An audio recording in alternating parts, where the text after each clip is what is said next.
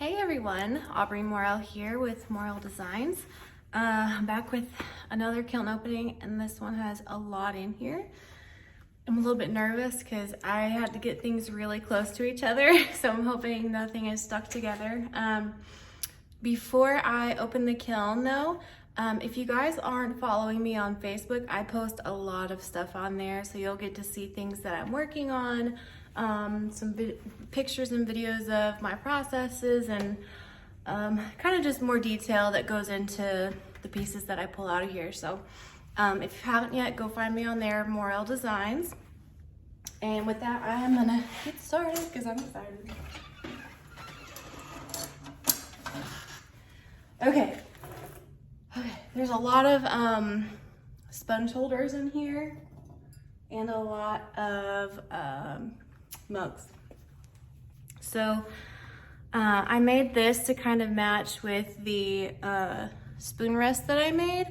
So it's black walnut ×2, and then snow ×3 overlapping slightly. So cute. It makes that like teal speckled kind of color. And then another one of those. There's gonna be multiples in here, but just like 2 or 3 of the same usually. So, but these all turned out good. Yay! Yay! Yay! I redid my kiln wash before I did this firing, so there's no flaking, and I'm so happy. It's the little things. Okay, I made some just kind of plain ones for people that don't really have colors in their kitchen or something. This is just cottontail, three coats. You can still see the clay through there a little bit, and it like breaks over the corners. I don't know if you can see, but I like it. Nothing fancy. There's 2 of those. Stone denim, favorite. That's 3 coats. I do 3 thick coats of stone denim. If you don't put it thick enough, then it turns to like a navy blue color, which is also pretty, but I prefer the lighter variations in there. And then I stamp the bottom of everything. There's no kiln wash. I'm used to like like in the kiln wash off. There's none. It's great. You can see where like I painted it sideways. I try to do sideways, vertical, and then sideways to not have those, but sometimes they look nice. It looks kind of cool. Copper is just so pretty. This is ancient copper, 3 coats. That's beautiful. And it's tinging because copper, ancient copper always tings. Pings, tings, whatever. But pretty. I love how it breaks black on like corners and texture and stuff. It's nice. Okay, for some mugs. Yeah. Okay, cute. So I made some pumpkin mugs. This is 3 coats of deep sienna speckle from Amico, and then 3 coats of textured amber on the handles. Isn't that cute? And I did slip trailing. And since I'm not using speckled clay, you can see all the texture that I put on these. I finally was able to switch back to my white clay, which I was definitely ready.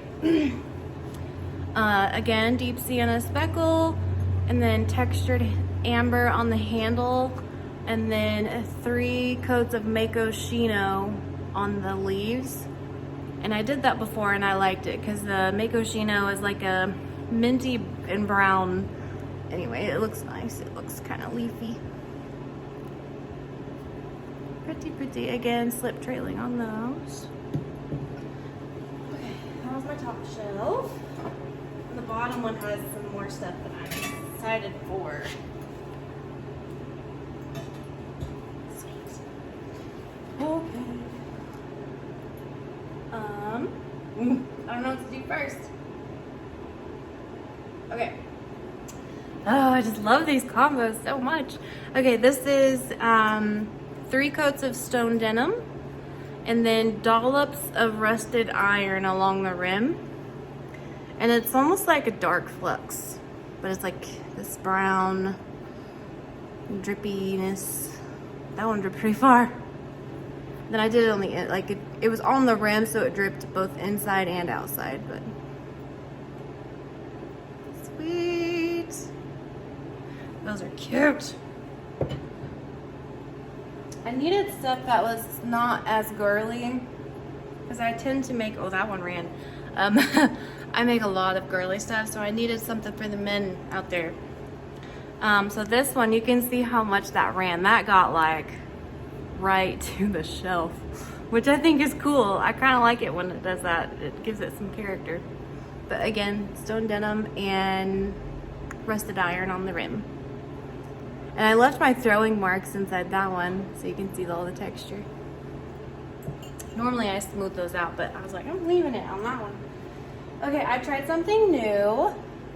I have winter wood that I can dip, and it's getting to the bottom of the bucket, so there's not as many of the flecks in there as there used to be, so like it's not as, it's supposed to be more like the handle here where it's like that, or inside.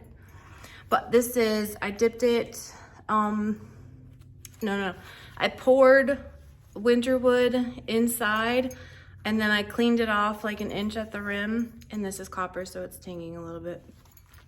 And then I dipped the outside like this up to here, and then I did copper around the rim, and then I did Mako's light flux where they meet. Those are neat. I like those. I'm gonna have a hard time getting rid of those. Okay. And I did doubles of things in case people wanted to buy a set. Oh, it's so pretty.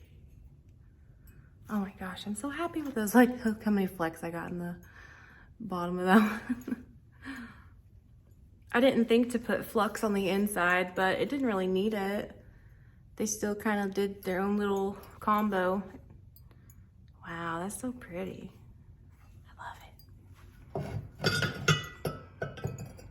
Okay, next. This was okay, it turned out so much better. Okay, let me show you. So this, I'm actually using it because it's my new favorite cup. I made this before, and I'll try and tilt it a little bit. Well, let me just turn it around. Okay, you can see I put too much of the black walnut. I did 3 coats of black walnut, and it has texture, so the texture made it pool, and so it dripped onto the shelf. So when I took this off the shelf, the glaze went with it.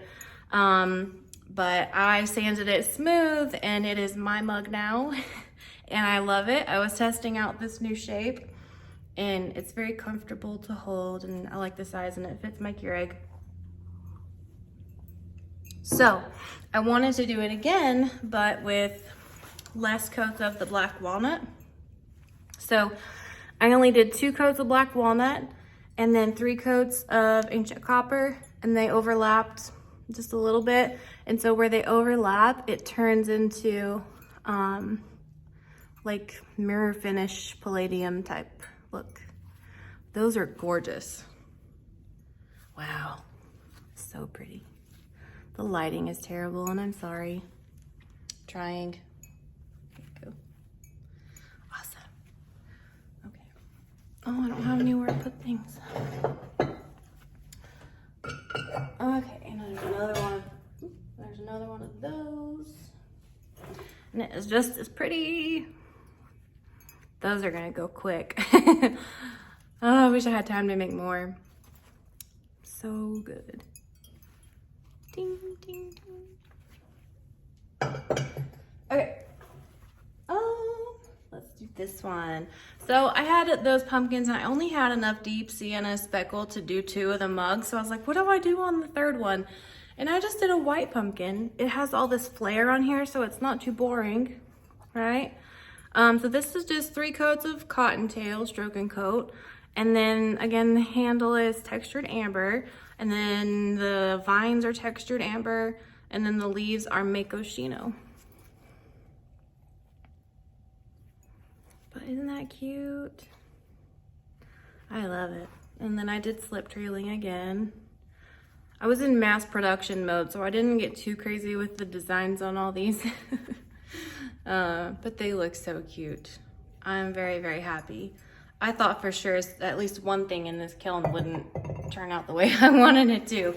But we're doing awesome so far. Okay, I've got 3 sweater mugs left in here. And I stilt those because I need to get the sharps off, because I glazed the bottom too, because it has a different sweater texture on the bottom. I've already sold a couple of these, and I have an order for 4 more, which I'm gonna make after the expo because I'm taking these to the expo with me.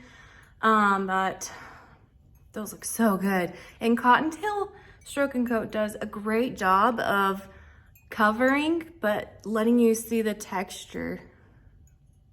It looks so good. And then it's leather, Mako's leather on the buttons. Goodness, the words. On this one, I made the handle a little bit thicker. It was fine on that first one I made, but I just thought it would kind of feel better because it felt thin to me, like flimsy almost. And then I added a button at the bottom of the handle too. I thought it kind of needed something there. So, yay, happy. I'm gonna set that on the label. Got 2 more of those. And these are the ones I was afraid were gonna like fall onto each other because I had to put them so close, and my stilts, I've had them so long that they're a little bit rocky now.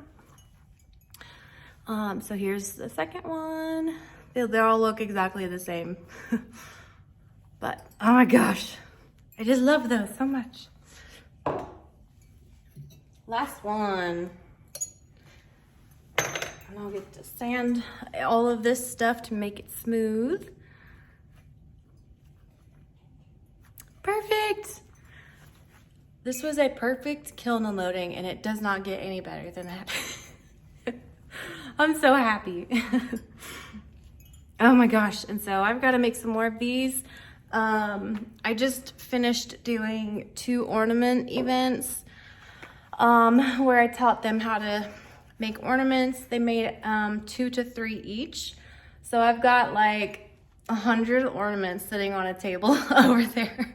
And so I just made like 60 stilts. So I cut little triangles out, and then I bought the high fire wire pegs.